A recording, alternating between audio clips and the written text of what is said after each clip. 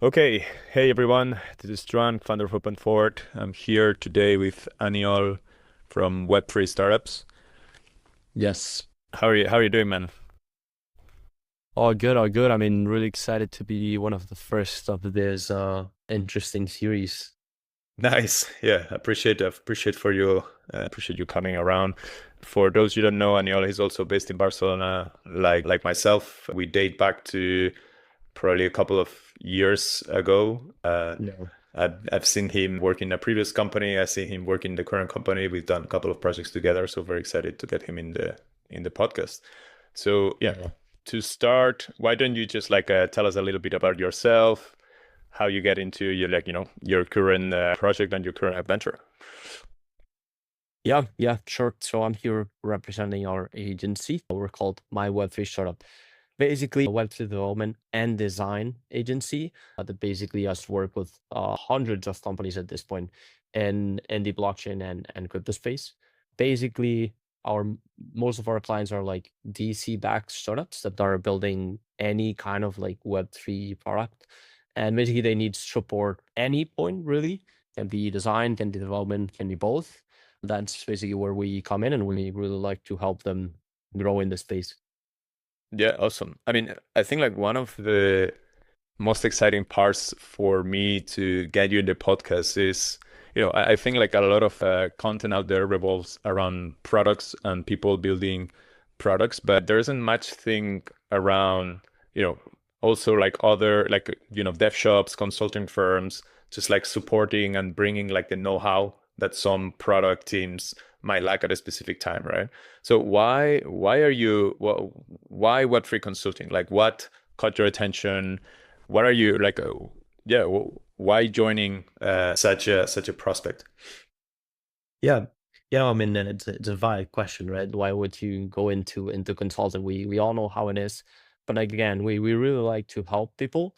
And basically, my co-founder and I are both technical, and we got into the crypto space way back in the day, probably like 2020. So that's like 5 years ago already. And we basically realized that our biggest leverage was combining the technical background that we both had with the blockchain expertise that we could potentially have back then, right?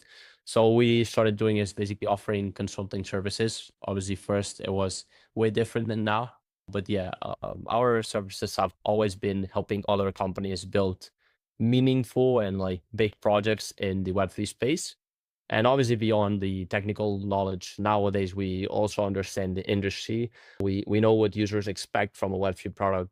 We know how projects grow in this space, and also we've built really strong connections within the ecosystem. So we know who to call. We know the right people also in the space. So that's also why we're doing all of this. That's great. I'm mostly as well like very curious on the consulting. From a consulting angle, I think like probably a month ago or so, I was like just navigating through LinkedIn, and I saw like a couple of posts of people mentioning that now it's a great opportunity to start like a consulting, business, just because you can scale it a lot with AI. Like not in terms of like the end, value proposition of what you can offer, but just like operationally. So maybe it's just like as a quick question there, like are you guys doing anything around that? Have you seen any Yeah. significant improvements there that allows you to scale like more than the current headcount that you have? Yeah, of course. I mean, AI is here for the leverage, right? And at the end of the day, what we're offering is like deep Web3 knowledge. So obviously, AI is just helping us like need less people to actually build the same stuff and also be better internally. So obviously, better organization and better tools and everything. But again, like what we're offering is like knowledge, is connections, is understanding what users want. And that's not something that AI gives, but it does give the leverage to actually like scale it really quickly, right? So Yeah. yeah, we build a network and now we have the tools, so it's perfect. Yeah, that makes sense. Because like when we met 2 years ago, I know your deep knowledge was around smart contracts, right? So how did you expand beyond that? Yeah, I mean it's been all right. We we started doing smart contract development because also that was mostly required back then. Um, but then obviously we've been pivoting or just offering another set of services. So we still offer that, but most of the clients are now looking for like more user-centered products, which in that case they don't really need to rely on like a big or like complex smart contract system, but actually a very user-friendly UI, right? And that's why we're also now offering design services that really focus on like Web3 users, and we understand how they operate and how they are expecting to see a Web3 product look like. And also some things like just growth hacks in the products itself. I don't know, gamification and all these different things that we're also seeing in Web3, right? So it's again, it's not only the smart contract layer, it's I would say things on top. Yeah, yeah, that makes sense. But also, when you started like this adventure, I imagine the first 0 to 1 phase of capturing clients, getting projects to trust you was the hardest part, right? Like how did you like is that right? Like how did you manage that?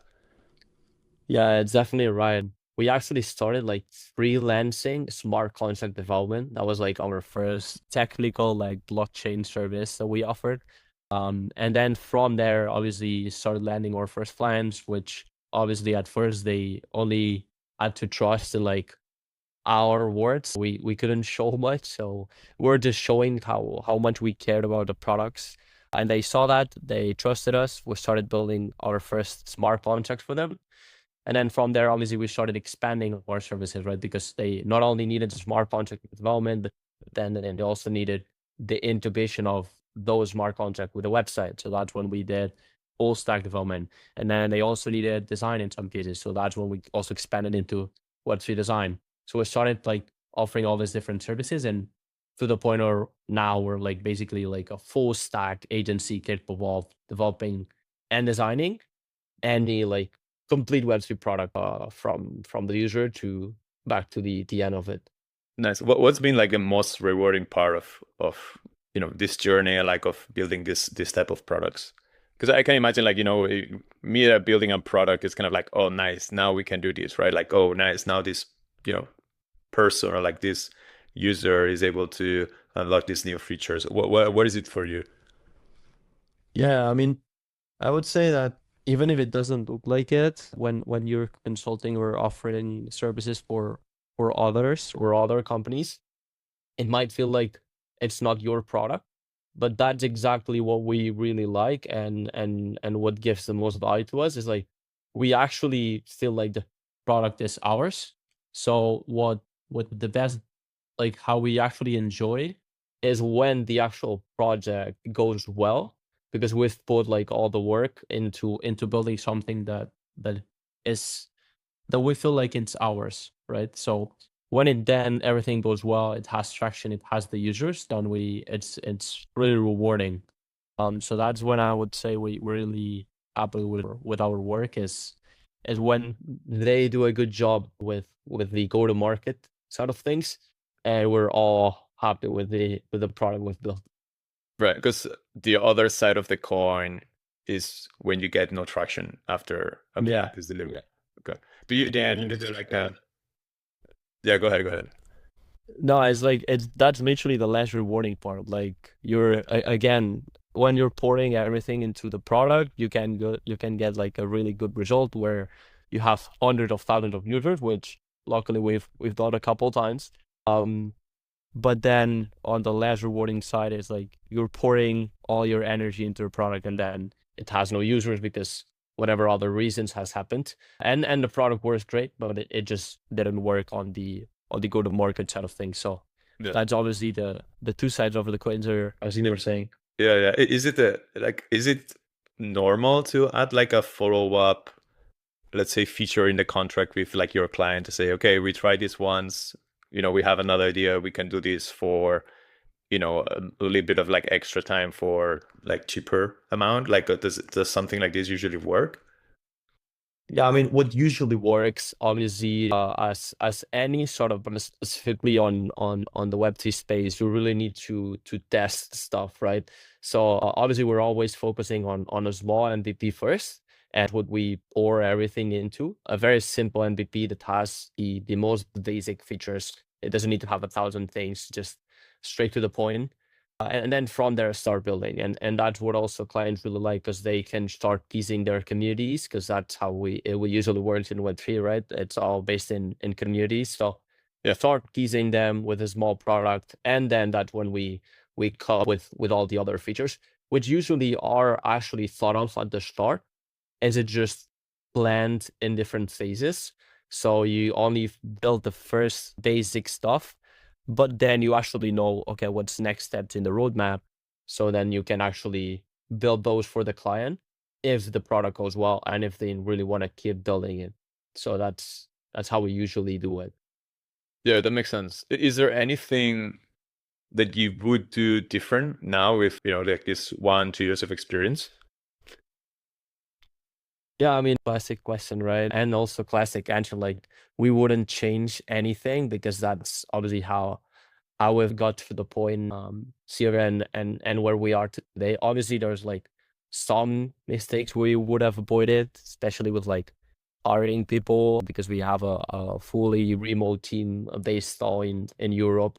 So obviously that sort of thing is not easy, especially like other issues with like working with the wrong people or not working in the most optimal way internally.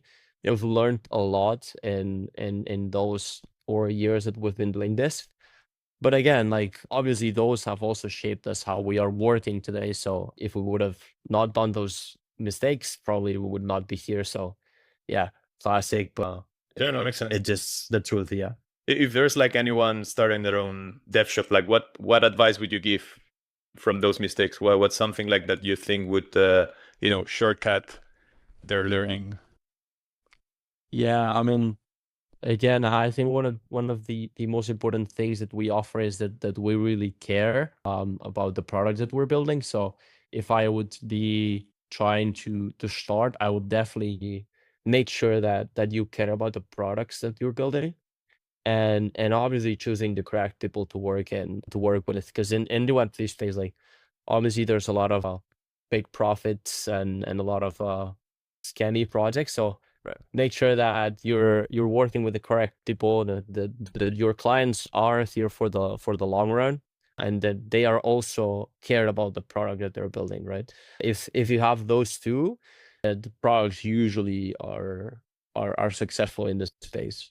Yeah, yeah, yeah. That makes sense. Interesting. Sounds like you do some due diligence of like, inbound, like, inbound that you get and stuff like that, which is interesting for I sure. mean, yeah, we do some qualification of leads, obviously, as always, and then we also jump into calls just to know them and to actually see if we're a good fit, right? Because Yep. again, you do have to work with them for quite some time, so you have to really make sure that you really want to work with them, because otherwise you're gonna get stuck with some people that you're not enjoying your time with. So obviously that's not what we want. Yeah, yeah, yeah. And maybe like just my last trip to the past. Who was your first customer? Why do you think, they initially trust you? Yeah, I mean, again, I think because they just saw how much we cared, right? We were just freelancing smart contracts, and back in the day, that was 2020 when the whole like NFT and crypto rush was starting, and you have to take into account not a lot of companies had smart contract development knowledge.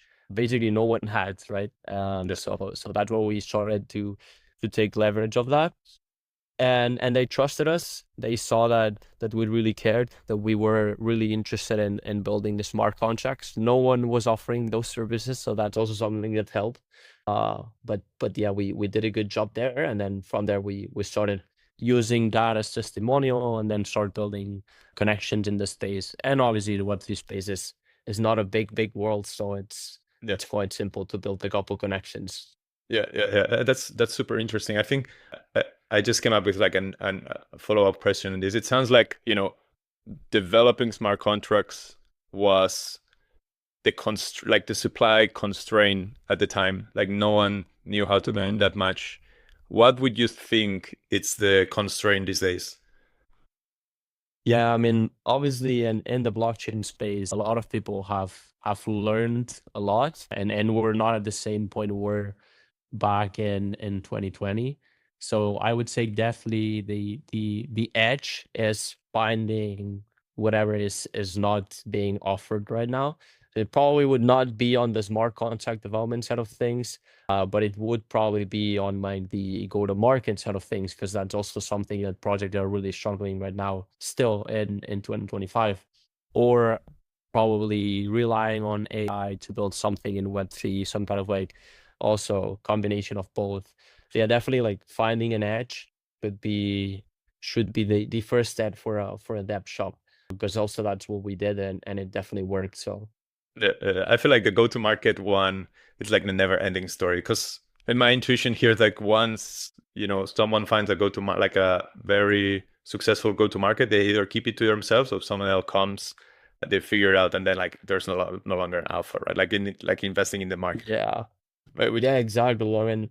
I mean, the space really evolves really quickly, and there's all these different trends. You just have to keep adapting. We've also done it ourselves. Like we've been offering so many different services, and we've been packing also. I think that is also interesting. Like we've been packing our services. That's something we've been doing for years.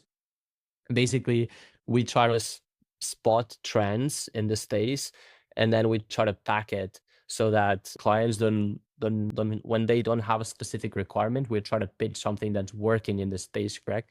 Let's say NFTs are popping, then we used to pack an NFT service, which was, for example, developing an NFT mint collection for them, and a really cool website for their users to actually mint an NFT, or then a marketplace. After that, when Telegram apps were popping, we were also offering a Telegram app development pack or like service.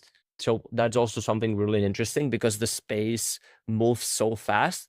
You also need to adapt as a development agency, and you really need to be on top of all those trends. Whenever you spot a trend, that's what you need to offer to your clients, because most of the times they don't really know what they want.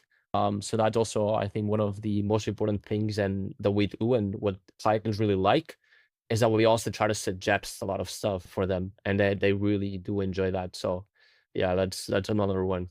yeah. That makes a lot of sense. I guess like that's where you can give like the alpha to like these projects. Exactly. What kind of projects are you now looking to looking to work with?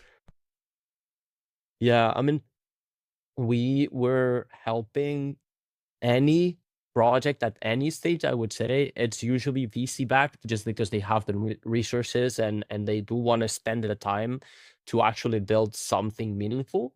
So that's where we usually come in. A project has the funds and the time to spend on something, and then we try to help them on anything really. There's clients that only request design, but obviously the most common ones is a full set of services, from design to then UI and front end, then back end stuff, and even like deployment, hosting, everything. So a full pack of a Web3 product, basically. So that's what we're currently offering.